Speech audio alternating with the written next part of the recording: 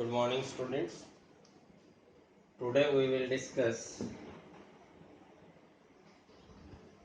centripetal force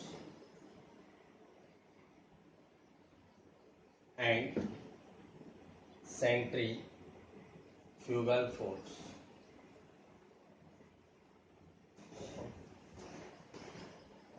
So, when any vehicle takes a turn along the curve road,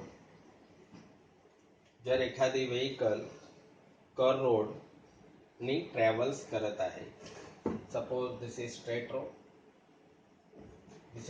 road, and this is the turning.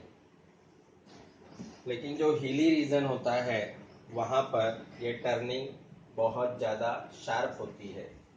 मतलब कभी कभी आपने ऐसा भी देखा होगा, इस टाइप की मोड़ भी होती है पहाड़ियों में. तो ये जो पोर्शन है इसे कहते हैं हम लोग curve road. So when the vehicle is travelling along the curve road, on that vehicle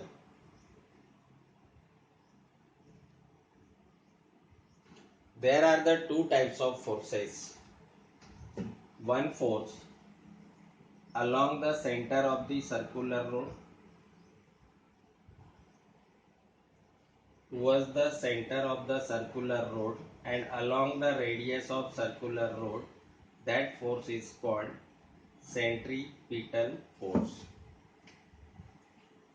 But when the vehicle is moving along the curve road, जब व्हीकल कर्व रोड पर मूव होती है तो आउटवर्ड डायरेक्शन में भी force act होता है. That is also along the radius but away from the centre, and that force is called as centrifugal force. So when any vehicle takes a turn along the curve road, there are two forces acting on the vehicle. First force towards the center of the circular path and along the radius, and that force is called centripetal force. And another force is acting on the vehicle which is away from the center but along the radius, and that force is called centrifugal force. ये होता है centre के दूर और ये होता है centre की ओर. दोनों का मैग्नीट्यूड दोस्तों सेम होता है, लेकिन दोनों की डायरेक्शन अपोजिट होती है.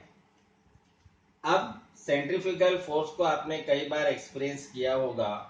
अगर हम टर्निंग रोड पे ट्रैवल कर रहे हैं तो यहाँ बैठे हुए पैसेंजर इधर आउट साइड में ढकेले जाते हैं. अगर टर्निंग लेफ्ट में है तो पैसेंजर राइट साइड में ढकेला जाता है. आपको भी अनुभव हुआ होगा. अब वो जो पैसेंजर है ये आउट साइड में क्यों ढकेला जाता है? That is due to centrifugal force. Centrifugal force का यूज कहाँ होता है दोस्तों? वॉशिंग मशीन में होता है. वो ड्रम क्लॉकवाइज घूमता है और जो कपड़े हैं वो एंटी क्लॉकवाइज घूमते हैं. या फिर क्रीम सेपरेटर में, बेकरी में इसका यूज किया जाता है मलाई निकालने के लिए वगैरह, क्योंकि मिल्क घूमता है क्लॉकवाइज और जो ऊपर की मलाई घूमती है वो एंटी क्लॉकवाइज, मतलब अपोजिट डायरेक्शन में. इसीलिए उस मशीन का नाम है सेंट्रीफ्यूज मशीन. जो बेकरी में मलाई वगैरह निकालने के लिए जो मशीन का यूज किया जाता है उसे कहते हैं सेंट्रीफ्यूज मशीन. तो इस तरीके से हमने सेंट्रीपिटल फोर्स और सेंट्रीफ्यूगल फोर्स पढ़ा. दोनों होते हैं अलोंग द रेडियस, दोनों का मैग्नीट्यूड सेम होता है, लेकिन दोनों की डायरेक्शन अपोजिट होती है. दूसरी इंपॉर्टेंट चीज आपको ये ध्यान में रखना है कि this force exist only in motion of the vehicle along the curve path. Straight road पर यह फोर्स दोनों अस्तित्व में नहीं रहेंगे. Does not exist. तो दोनों में डिफरेंस क्या है? तो सेंट्रीपिटल फोर्स होता है along the radius and towards the centre, और सेंट्रीफ्यूगल फोर्स होता है along the radius and away from the centre.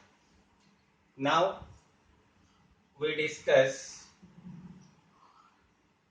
gravitational force of attraction.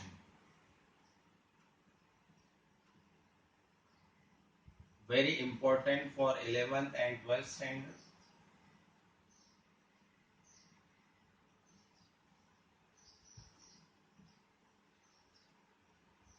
gravitational force of attraction. Okay, suppose this is the first body of mass m1 and this is the second body of mass m2. Distance between the center of the two bodies is small r. Then force acting by first body on the second body is F, and force acting on by second body on the first body is also F. So if there are two bodies M1 and M2, then there is a force of attraction between the two bodies in universe. According to Newton's, every object in the universe attract every another object with a force. Every object in the universe attract every another object with a force. दुनिया की हर वस्तु दूसरे वस्तु को अपने तरफ attract करती है, मतलब पूरे विश्व के दो वस्तुओं के बीच में हमेशा फोर्स ऑफ अट्रैक्शन होता है. So according to Newton's theory of universal gravity, every object in universe attract every other object with a definite force, and that force is directly proportional to product of their masses, and that force is inversely proportional to square of the distance between them. अगर ये quantity numerator में है तो इसे कहते हैं directly proportional, और कोई क्वांटिटी अगर डिनोमिनेटर में है तो उसे कहते हैं inversely proportional. So every object in the universe attract every another object with a definite force. प्रत्येक वस्तू दुसऱ्या वस्तूला एका विशिष्ट बलाने आकर्षित करते, and that force is directly proportional to product of their masses, मतलब दोनों के मास का multiplication, and that force is inversely proportional to square of the distance between their centers. So what is the gravitational force of attraction या law of gravitation बोलेंगे इसे हम लोग.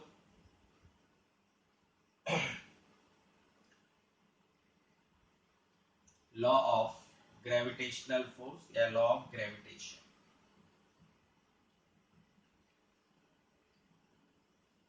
So what is the law of gravitation? Every object in the universe is attracted by another object with a definite force, and that force is directly proportional to product of their masses and inversely proportional to square of the distance between them. अब इन दोनों को combine कर देंगे तो that force of attraction is directly proportional to product of their masses and inversely proportional to square of the distance between them. Okay, अब जब भी proportionality sign निकल जाता है दोस्तों तो उसके जगह आता है कांस्टेंट, और यहाँ कांस्टेंट रहेगा G m1 into m2 upon r square. इस G को कहते हैं दोस्तों ग्रेविटेशनल कांस्टेंट.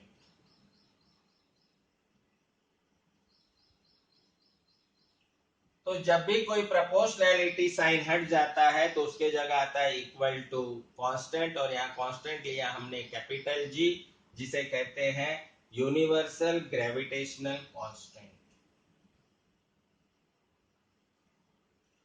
ओके, और इसका वैल्यू होता है कैपिटल G का 6.673 इंटू 10⁻⁻11 न्यूटन मीटर स्क्वायर पर केजी स्क्वायर.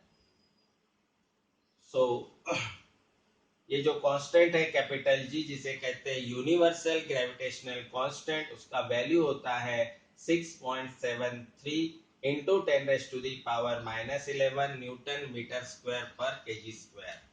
ये ग्रेविटेशनल कांस्टेंट की वैल्यू देखो -11, मतलब बहुत कम होती है।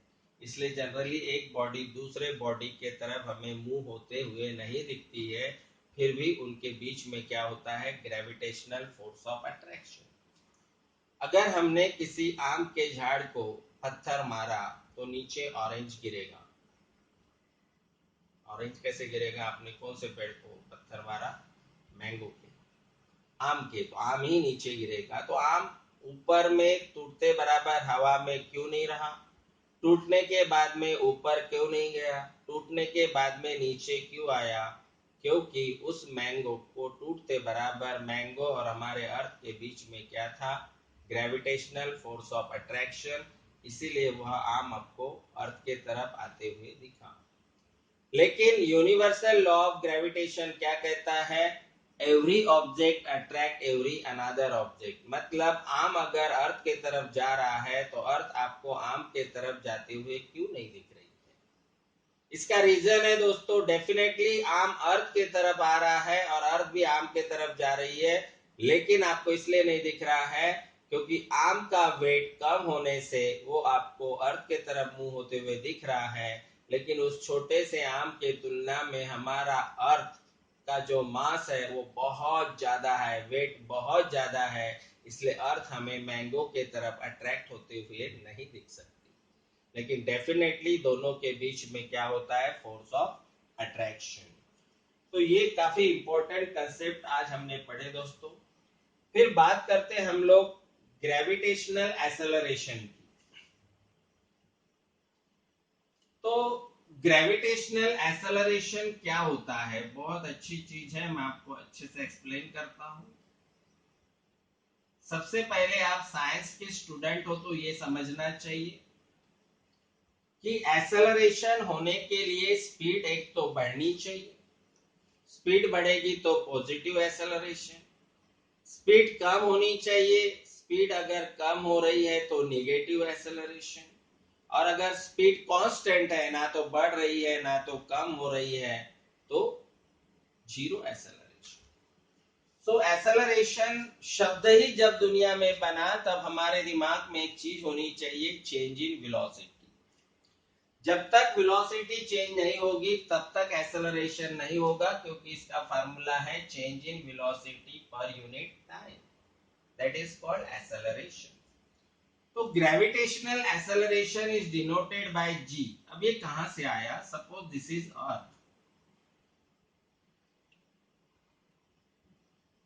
And this is the body.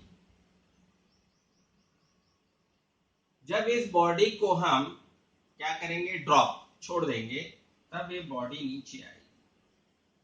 जब बॉडी को हमने ड्रॉप किया तब उसकी वेलोसिटी थी 0, बाद में हो गई 2 मीटर पर सेकेंड, बाद में हो गई 4 मीटर पर सेकेंड, बाद में हो गई 6 मीटर पर सेकेंड। तो जब ये बॉडी नीचे आ रही है तब उसकी वेलोसिटी धीरे धीरे बढ़ रही है, तब उसकी स्पीड धीरे धीरे बढ़ रही है। क्यों बढ़ रही है? Due to gravitational force of attraction. क्योंकि उस बॉडी को कौन खींच रहा है अपने तरफ? अर्थ। और उस फोर्स के कारण इसकी वेलोसिटी चेंज हो रही है। वेलोसिटी चेंज होने के कारण वहां क्या क्या हो रहा है? एक्सेलरेशन। अब ये जो वेलोसिटी चेंज हुई जिसके कारण एक्सेलरेशन हुआ, एक्सेलरेशन क्यों हुआ? क्योंकि वेलोसिटी बढ़ते गई धीरे धीरे, 2 4 6, मतलब चेंज इन वेलोसिटी। और ये वेलोसिटी क्यों बढ़ी? ग्रेविटेशनल फोर्स के कारण। इसलिए उस एक्सेलरेशन का नाम है gravitational acceleration. So speed increase होने से स्पीड चेंज हुई, स्पीड चेंज होने से एक्सेलरेशन हुआ, लेकिन स्पीड क्यों चेंज हुई? Due to gravitational force of attraction by the earth. और ये जो एक्सेलरेशन तैयार हुआ सिर्फ only one force, gravitational force के कारण तैयार हुआ, इसलिए इस एक्सेलरेशन को कहेंगे ग्रेविटेशनल एक्सेलरेशन, जिसकी वैल्यू पोल पर होती है, स्मॉल जी का वैल्यू पोल पर होता है 9.832 मीटर पर second square.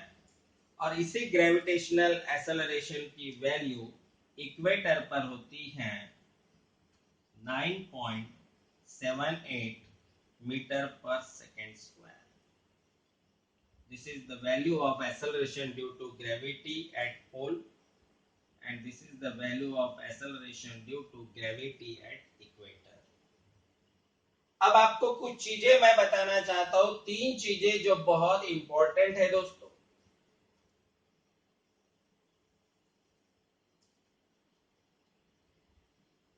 This is the earth,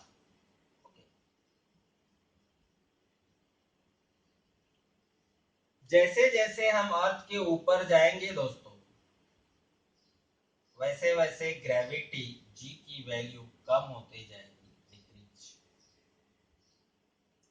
so as we move away from the surface of the earth, as we move above the surface of the earth, acceleration due to gravity decreases.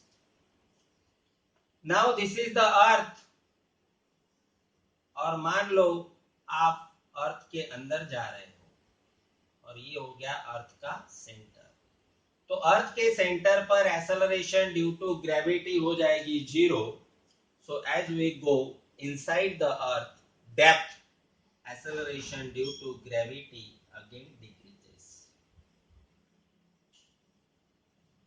So earth से जैसे जैसे ऊंचाई बढ़ेगी, acceleration due to gravity कम होते जाएगी। अर्थ के surface से जैसे जैसे आप अर्थ के अंदर में जाओगे, जैसे कि अंडरग्राउंड माइनिंग की बात करते हैं, कोल माइन, और लेबर्स को, इंजीनियर्स को खदान में मतलब जमीन के अंदर घुसना पड़ता है। तो जैसे जैसे जमीन के अंदर जाओगे, फिर से acceleration due to gravity G का वैल्यू कम होते जाएगा और अर्थ के सेंटर पर एक्सेलरेशन ड्यू टू ग्रेविटी 0 हो जाएगा। अब हम बात करते हैं as we move along the surface of the earth, this is pole and this is equator. तो दोस्तों जैसे जैसे हम पोल से इक्वेटर पर जाएंगे, तो फिर से एक्सेलरेशन ड्यू टू ग्रेविटी की वैल्यू डिक्रीज होते जाएगी, क्योंकि इक्वेटर पर इसकी वैल्यू है 9.7 और पोल पर इसकी वैल्यू है 9.8। So as we move from pole to equator, then also the acceleration due to gravity will be decreases. तो 3 चीजें हमेशा लाइफ में ध्यान में रखना, very very important for competitive exam. जैसे जैसे अर्थ के ऊपर जाएंगे, acceleration due to gravity decrease होगी। जैसे जैसे अर्थ के अंदर जाएंगे, acceleration due to gravity decrease होगी। जैसे जैसे हम पोल से इक्वेटर पर जाएंगे, acceleration due to gravity decrease होगी। आज का टॉपिक हम यही रोकते हैं दोस्तों। Thank you.